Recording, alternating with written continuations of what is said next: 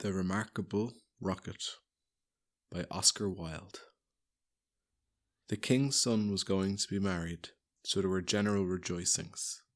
He had waited a whole year for his bride, and at last she had arrived. She was a Russian princess and had driven all the way from Finland in a sledge drawn by 6 reindeer. The sledge was shaped like a great golden swan, and between the swan's wings lay the little princess herself. Her long ermine cloak reached right down to her feet. On her head was a tiny cap of silver tissue, and she was as pale as the snow palace in which she had always lived. So pale was she that as she drove through the streets, all the people wondered. "She is like a white rose," they cried, and they threw down flowers on her from the balconies. At the gate of the castle the prince was waiting to receive her. He had dreamy violet eyes, and his hair was like fine gold. When he saw her, he sank upon one knee and kissed her hand. "Your picture was beautiful," he murmured, "but you were more beautiful than your picture." And the little princess blushed. "She was like a white rose before," said a young page to his neighbour, "but she is like a red rose now," and the whole court was delighted. For the next 3 days everybody went about saying, "White rose, red rose, red rose, white rose," and the king gave orders that the page's salary was to be doubled. As he received no salary at all, this was not of much use to him, but it was considered a great honour, and was duly published in the court gazette. When the 3 days were over, the marriage was celebrated. It was a magnificent ceremony, and the bride and bridegroom walked hand in hand under a canopy of purple velvet embroidered with little pearls. Then there was a state banquet, which lasted for 5 hours. The prince and princess sat at the top of the great hall and drank out of a cup of clear crystal. Only true lovers could drink out of this cup, for if false lips touched it, it grew grey and dull and cloudy. "It's quite clear that they love each other," said the little page, "as clear as crystal." And the king doubled his salary a second time. "What an honour!" cried all the courtiers. After the banquet, there was to be a ball. The bride and bridegroom were to dance the rose dance together, and the king had promised to play the flute. He played very badly, but no one had ever dared to tell him so, because he was the king. Indeed, he knew only 2 airs, and was never quite certain which one he was playing. But it made no matter, for whatever he did, everybody cried out, "Charming, charming." The last item on the programme was a grand display of fireworks, to be let off exactly at midnight. The little princess had never seen a firework in her life, so the king had given orders that the royal pyrotechnist should be in attendance on the day of her marriage. "What are fireworks like?"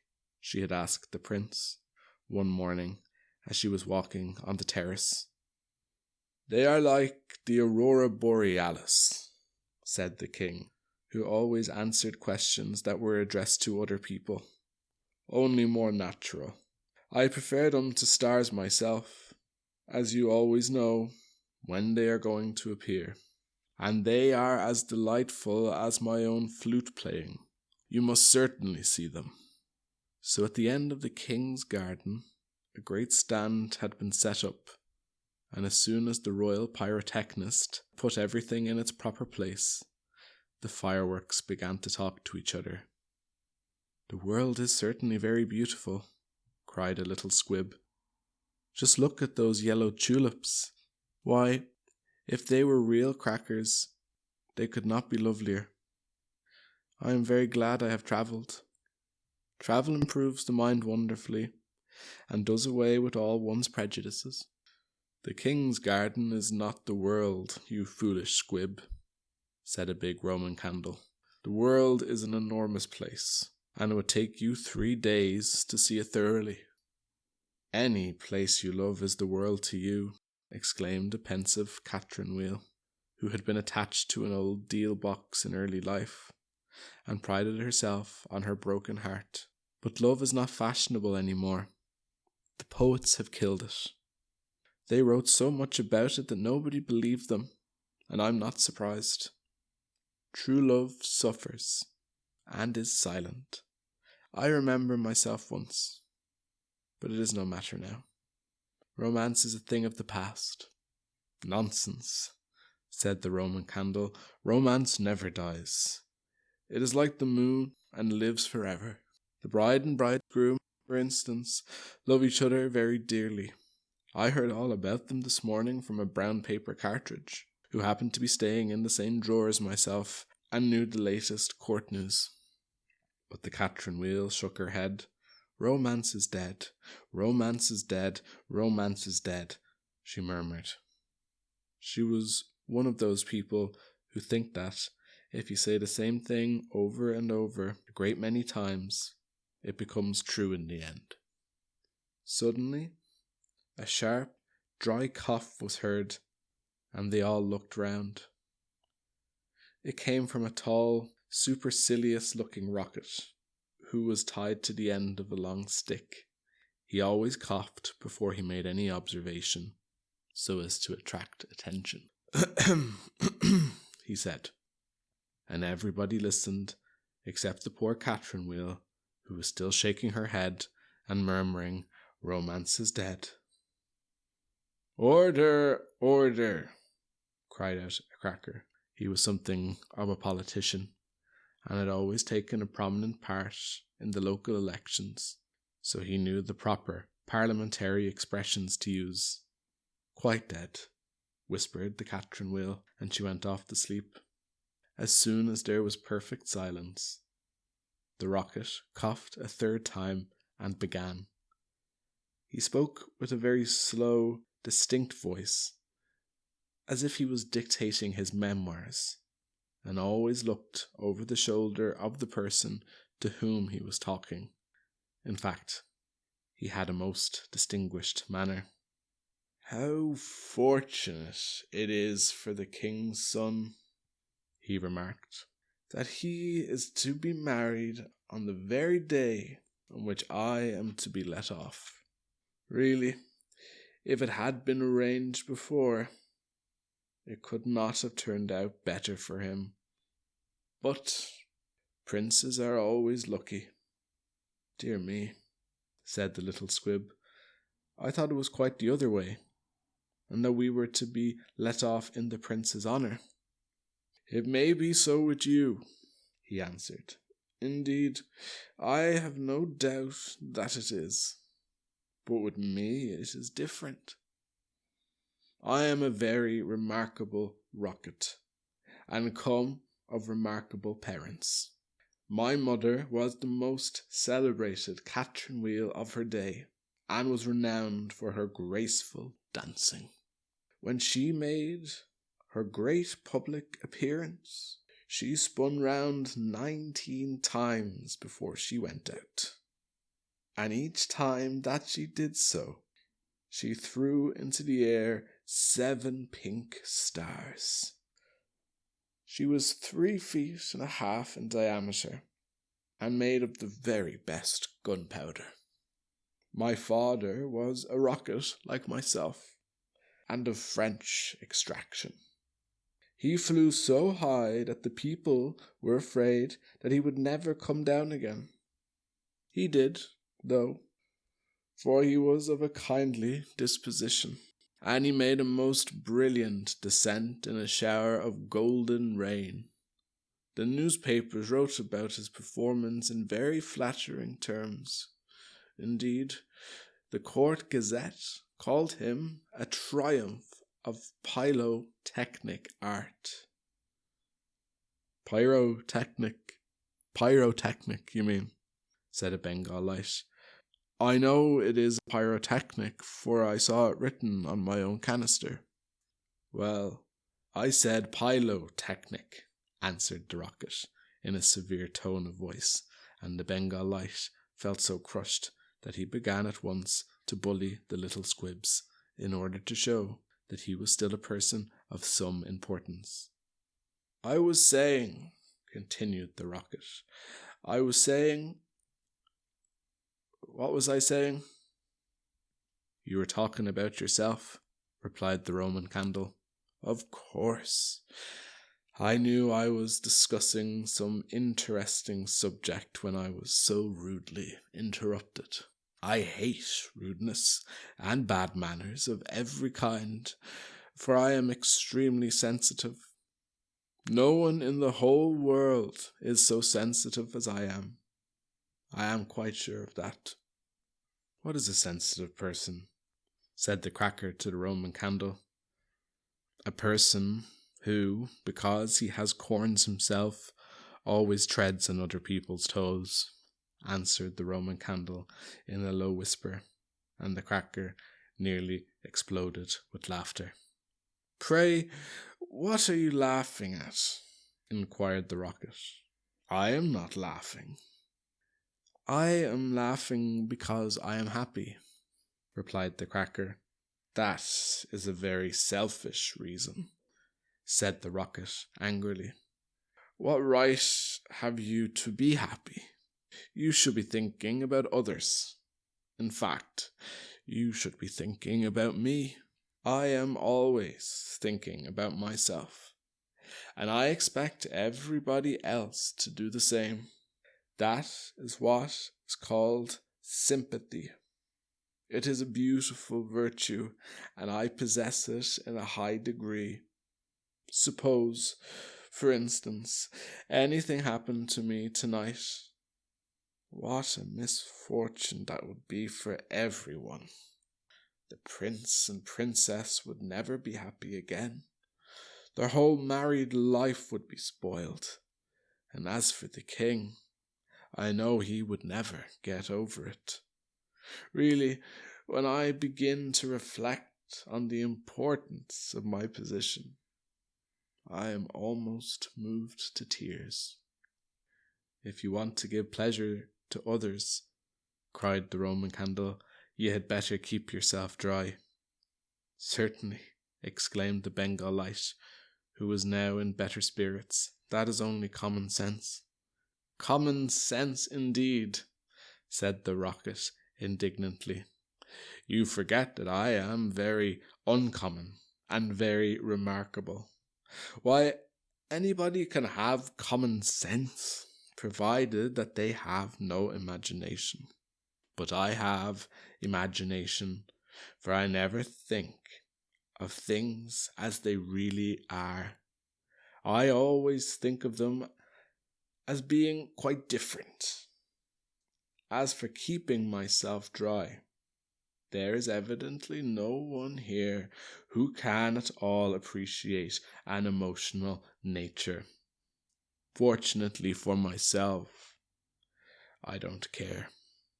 The only thing that sustains one through life is the consciousness of the immense inferiority of everybody else. And this is a feeling that I have always cultivated. But none of you have any hearts. Here you are laughing and making merry, just as if the prince and princess had not just been married. Well, really, exclaimed a small fire balloon, why not? It is the most joyful occasion, and when I soar up into the air, I intend to tell the stars all about it. You will see them twinkle when I talk to them about the pretty bride. Ah, what a trivial view of life, said the rocket. But it is only what I expected. There is nothing in you. You are hollow and empty. Why, perhaps the prince and princess may go to live in a country where there is a deep river, and perhaps they may have one only son, a little fair-haired boy with violet eyes like the prince himself. And perhaps some day he might go out to walk with his nurse, and perhaps the nurse may go to sleep under a great elder tree, and perhaps the little boy may fall into the deep river and be drowned. What a terrible misfortune! Poor people, to lose their only son. It is really too dreadful. I shall never get over it. But they have not lost their only son, said the Roman candle. No misfortune has happened to them at all. I never said that they had, replied the rocket. I said that they might. If they had lost their only son, there would be no use in saying anything more about the matter. I hate people who cry over spilt milk. But when I think that they might lose their only son, I certainly am very much affected. You certainly are, cried the Bengal light. In fact, you are the most affected person I ever met. You are the rudest person I ever met, said the rocket, and you cannot understand my friendship for the prince. Why, you don't even know him, growled the Roman candle. I never said I knew him, answered the rocket. I dare say that if I knew him, I should not be his friend at all. It is a very dangerous thing to know one's friends. You'd really better keep yourself dry, said the fire balloon. That is the important thing. Very important for you, I have no doubt, answered the rocket. But I shall weep if I choose. And he actually burst into real tears, which flowed down his stick like raindrops, and nearly drowned two little beetles who were just thinking of setting up house together, and were looking for a nice dry spot to live in. He must have a truly romantic nature, said the Catherine Wheel, for he weeps when there is nothing at all to weep about. And she heaved a deep sigh, and thought about the deal box.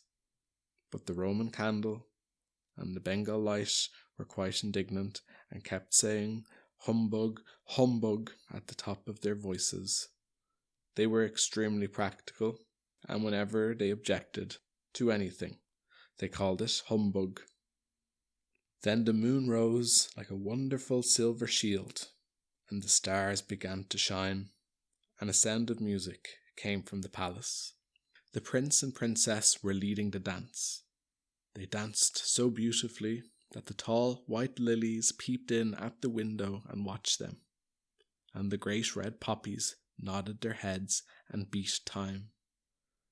Then 10 o'clock struck, and then 11, and then 12, and at the last stroke of midnight, everyone came out on the terrace, and the king sent for the royal pyrotechnist. "Let the fireworks begin," said the king, and the royal pyrotechnist made a low bow and marched down to the end of the garden. He had 6 attendants with him, each of whom carried a lighted torch at the end of a long pole. It was certainly a magnificent display. Whiz, whiz, went the Catherine Wheel, as she spun round and round. Boom, boom, went the Roman candle. Then the squibs danced all over the place, and the Bengal lights made everything look scarlet. "Goodbye," cried the fire balloon as he soared away, dropping tiny blue sparks. Bang, bang, answered the crackers, who were enjoying themselves immensely. Everyone was a great success, except the remarkable rocket. He was so damp with crying that he could not go off at all. The best thing in him was the gunpowder, and that was so wet with tears that it was of no use. All his poor relations, to whom he would never speak, except with a sneer, shot up into the sky like wonderful golden flowers with blossoms of fire. "Huzzah, huzzah!"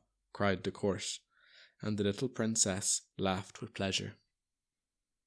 "I suppose they are reserving me for some grand occasion," said the rocket. "No doubt that is what it means." And he looked more supercilious than ever. The next day, The workmen came to put everything tidy. "This is evidently a deputation," said the rocket. "I will receive them with becoming dignity." So he put his nose in the air and began to frown severely, as if he were thinking about some very important subject.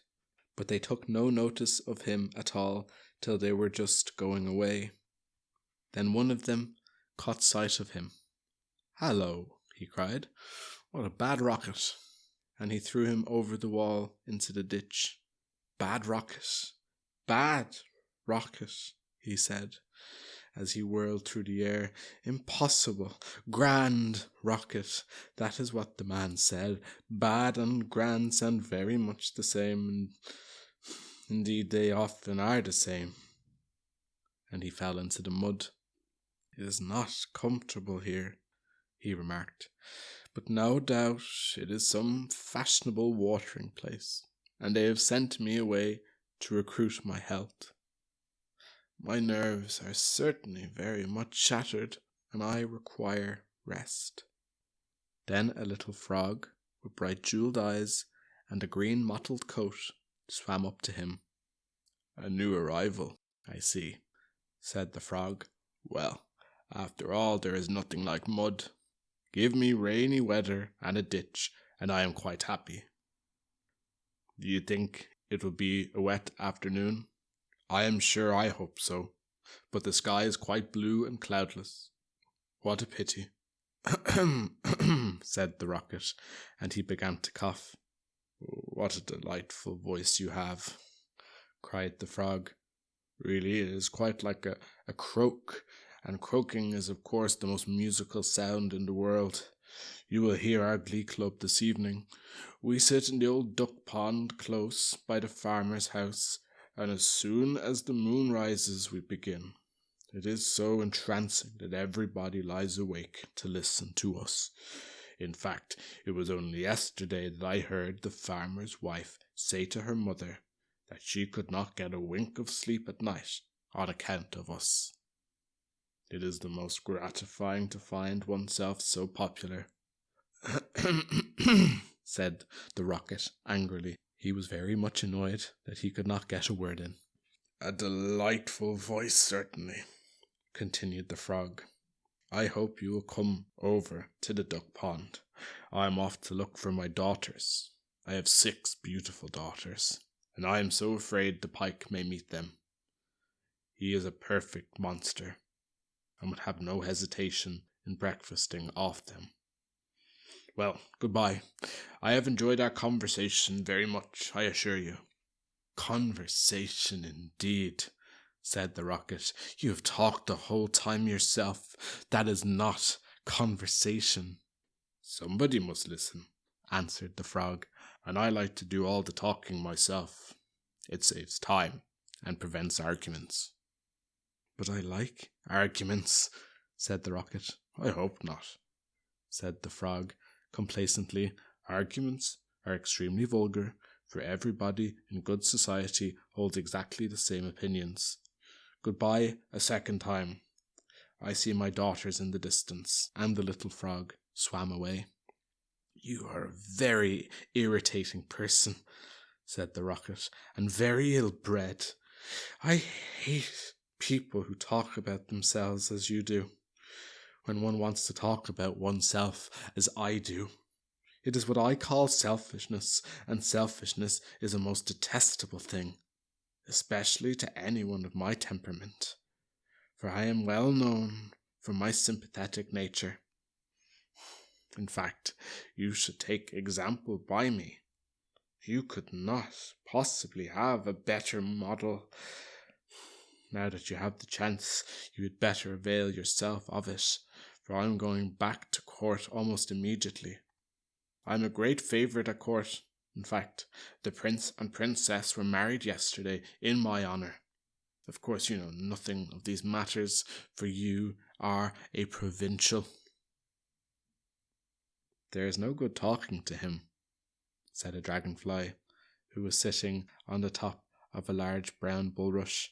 "No good at all, for he has gone away." "Well, that is his loss, not mine. answered the rocket. I am not going to stop talking to him merely because he pays no attention. I like hearing myself talk. It is one of my greatest pleasures. I often have long conversations all by myself, and I am so clever that sometimes I don't understand a single word of what I am saying. Then you should certainly lecture on philosophy, said the dragonfly, and he spread a pair of lovely gauze wings and soared away into the sky. How very silly of him not to stay here, said the rocket. I am sure that he has not often got such a chance of improving his mind. However, I don't care a bit. Genius like mine is sure to be appreciated some day. And he sank down a little deeper into the mud. After some time, a large white duck swam up to him. She had yellow legs and webbed feet, and was considered a great beauty on account of her waddle. Quack, quack, quack, she said. What a curious shape you are. May I ask, were you born like that, or is it the result of an accident? It is quite evident that you have always lived in the country, answered the rocket. Otherwise you would know who I am. However, I excuse your ignorance. It would be unfair to expect other people to be as remarkable as oneself. You will no doubt be surprised to hear that I can fly up into the sky and come down in a shower of golden rain. I don't think much of that, said the duck, as I cannot see what use it is to anyone. Now if you could plough the fields like the ox, or draw a cart like the horse, or look after the sheep like the collie dog, that would be something. My good creature, cried the rocket in a very haughty tone of voice, I see that you belong to the lower orders. A person of my position is never useful. We have certain accomplishments, and that is more than sufficient. I have no sympathy myself with industry of any kind, least of all with such industries as you seem to recommend. Indeed, I have always been of opinion that hard work is simply the refuge of people who have nothing whatever to do. Well, well, said the duck, who was of a very peaceable disposition and never quarrelled with anyone. Everybody has different tastes. I hope, at any rate, that you're going to take up your residence here. Oh dear no, cried the rocket. I am merely a visitor, a distinguished visitor. The fact is that I find this place rather tedious. There is neither society here nor solitude. In fact, it is essentially suburban. I shall probably go back to court, for I know that I am destined to make a sensation in the world. I had thoughts of entering public life once myself, remarked the duck. There are so many things that need reforming. Indeed, I took the chair at a meeting some time ago, and we passed resolutions condemning everything that we did not like. However, they did not seem to have much effect. Now I go in for domesticity and look after my family. I am made for public life, said the rocket, and so are all my relations, even the humblest of them. Whenever we appear, we excite great attention. I have not actually appeared myself, but when I do so, it will be a magnificent sight. As for domesticity, it ages one rapidly, and distracts one's mind from higher things. Ah, the higher things of life, how fine they are, said the duck, and that reminds me how hungry I feel. And she swam away down the stream, saying, quack, quack, quack. Come back, screamed the rocket. I have a great deal to say to you. But the duck paid no attention to him. I am glad that she has gone, he said to himself. She has a decidedly middle-class mind, and he sank a little deeper still into the mud and began to think about the loneliness of genius, when suddenly 2 little boys in white smocks came running down the bank with a kettle and some faggots. "This must be the deputation," said the Rocket, and he tried to look dignified. "Hello," cried one of the boys. "Look at this old stick. I wonder how it came here."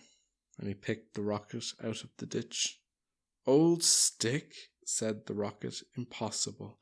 Gold stick. That is what he said. Gold stick is very complimentary. In fact, he mistakes me for one of the court dignitaries." "Let us put it into the fire," said the other boy. "It will help to boil the kettle." So they piled the faggots together and put the Rocket on top and lit the fire. "This is magnificent," cried the Rocket. "They are going to let me off in broad daylight so that everyone can see me." "We will go to sleep now," they said, "and when we wake up the kettle will be boiled." And they lay down on the grass and shut their eyes. The Rocket was very damp, so he took a long time to burn. At last, however, the fire caught him. "Now I am going off," he cried, and he made himself very stiff and straight.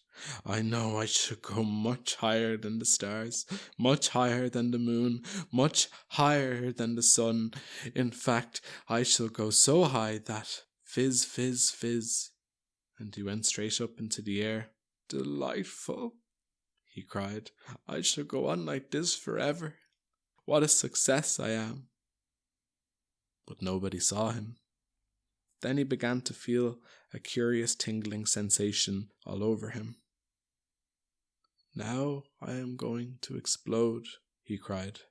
"I shall set the whole world on fire and make such a noise that nobody will talk about anything else for a whole year." And he certainly did explode. Bang, bang, bang went the gunpowder. There was no doubt about it. But nobody heard him, not even the 2 little boys, for they were sound asleep. Then all that was left of him was the stick, and this fell down on the back of a goose who was taking a walk by the side of the ditch. "Good heavens," cried the goose, "it is going to rain sticks." And she rushed into the water. "I knew I should create a great sensation," gasped the Rocket. And he went out.